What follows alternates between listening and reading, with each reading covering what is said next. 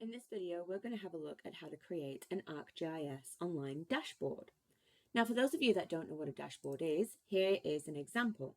And this is actually the example that we're going to be creating in our lesson today.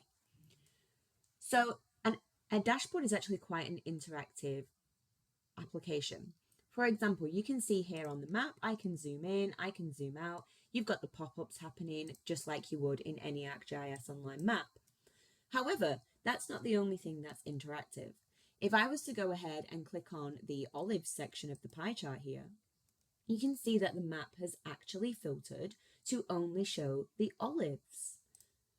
Now, the pie chart isn't the only thing that can filter. If I go down to the bar graph at the bottom here and I click on 2023, you'll see that not only has the map filtered to show what crops were available that year, but also the pie chart has filtered, showcasing also the percentages of each crop for that year. So how would you make something like this? Well, the first thing you need to do is go to ArcGIS Online and log in. You need to open a new map by going to the Map tab on the top white ribbon. Once you've opened a new map, you need to understand what data set you would like to create a dashboard with. So I'm going to go ahead and click on the Add button and go Browse Layers. You need to make sure that your drop-down is in ArcGIS Online, as it sometimes defaults to my content. I'm going to search Australian crops. And you can see here I've got two examples that have come up. Now, notice this one was updated in May and this one was updated in June. So I'm actually going to choose the one that was updated the most recent and press Add. Perfect. Now, once we've got our crops loaded onto it, you can see there we've got all of our crops loaded and we've got this nice legend down the side here. What I need to do is I need to save this map. I click on the little folder on the left, I go Save. Now, because I've already saved this map, you might have to actually go Save As and save it appropriately. I've already saved it because I've already created the dashboard with this. Once you've created your save map, you need to go to these four buttons here on the bottom where it says Create App, and you need to select Dashboard. Now this is going to open our ArcGIS Online Dashboards application.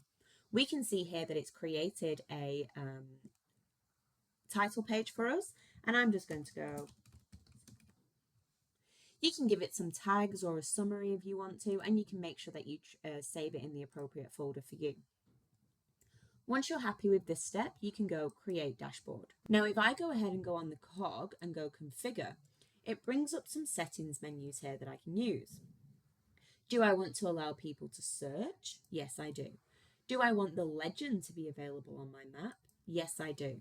Do I want people to be able to change the base map to suit whatever their preference is? Yes, I do. Once I'm happy with all these things, I can simply just check whatever I want on. Do I want people to zoom in and out? Sure. And once I'm happy with it, I can go ahead and press Done.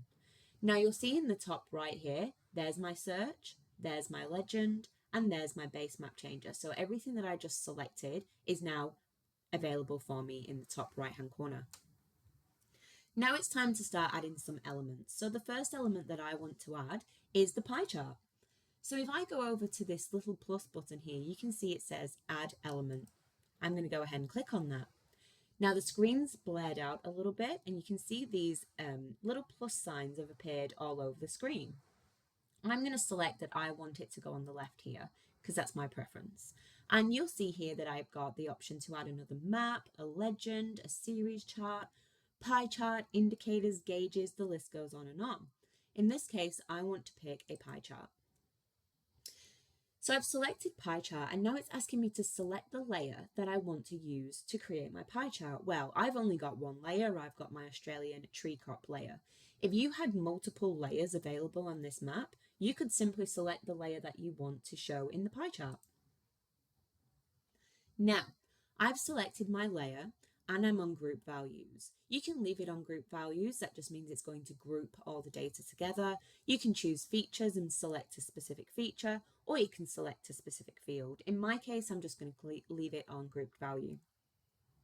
My category field, however, I'm going to choose commodity because commodity is the actual fruit that I am looking at the data for.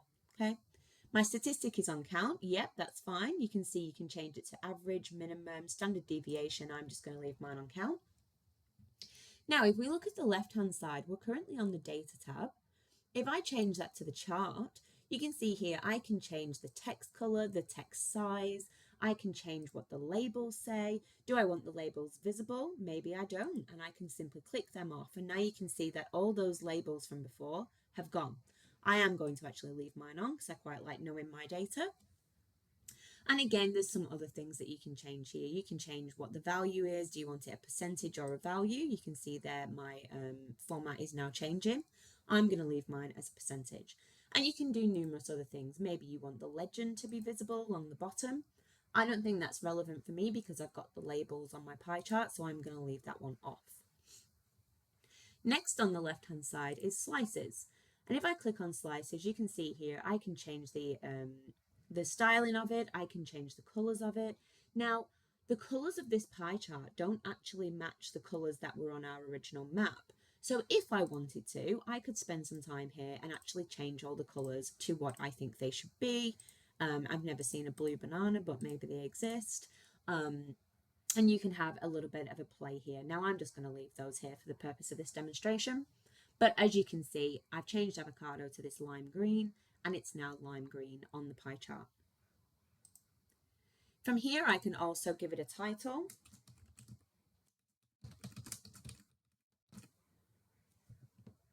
I can change the name of the pie chart. I can change the color, the text. I can do a lot of different things here. Last but not least, you can see there's this button called Actions.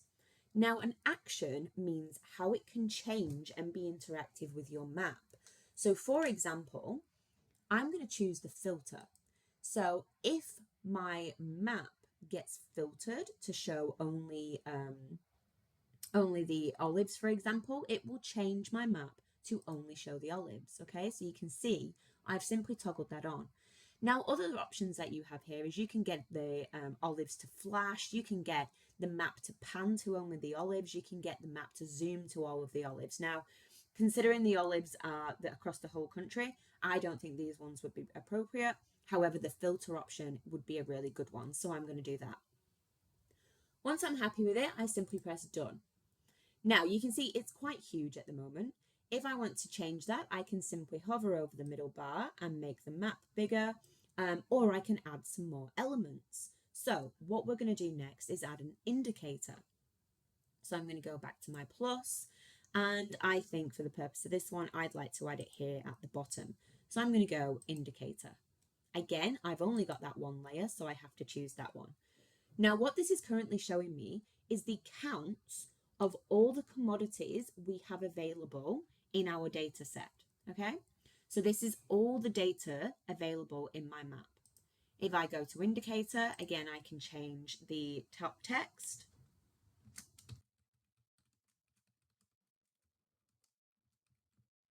As an example, I can change the color. I can change all kinds of things about it here. Again, I can give it a different title. I can choose different colors. And you can see here there's lots of different things that are happening. So it's sometimes about just playing around with it and having a bit of fun, seeing if you can create something fun and interesting and engaging. So there you go. I've got the blue writing now and the purple text. Once I'm happy with it all, I simply just press done, and you can see now that is there. Another thing that I can do with my dashboard is I can go ahead and go to the paint palette on this left-hand side and actually choose a theme.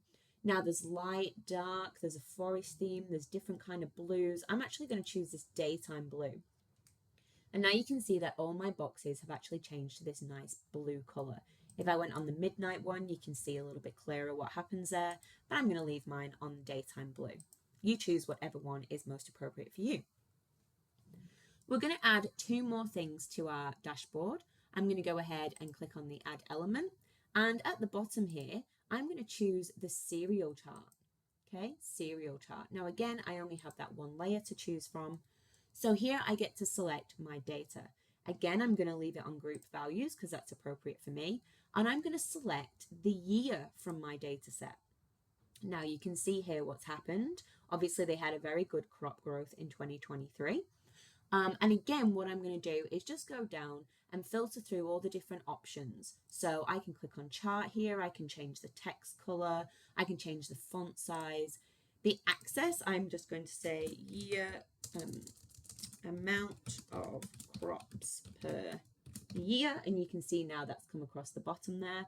Again, I can allow people to scroll and zoom in and out. I can change the visibility and all kinds of things, but I'm just going to skip all that for now. I'm going to say amount collected. And again, you can see you can change the title orientation here, as well as many other different things. Now, you can again go through the different series, and you can see here that mine are currently all green.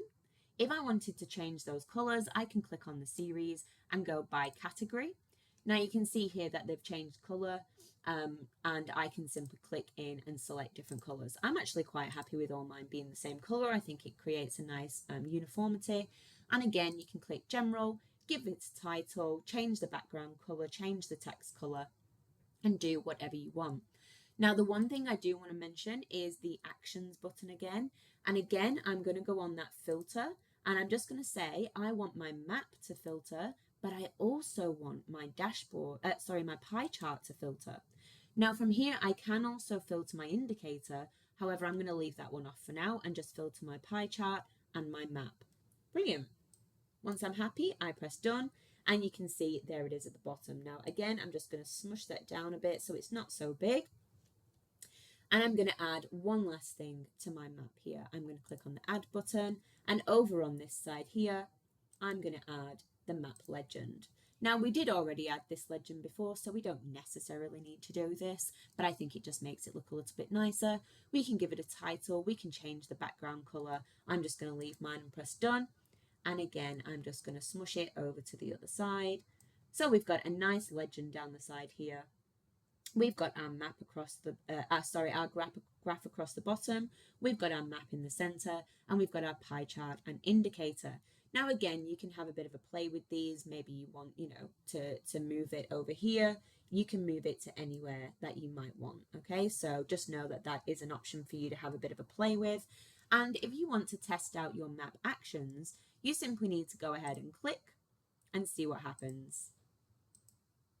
We can see there it's all interacting very nicely. Perfect. Once you're happy, again, go ahead and press save. And that is how you create an ArcGIS Online dashboard from a layer in ArcGIS Online Maps.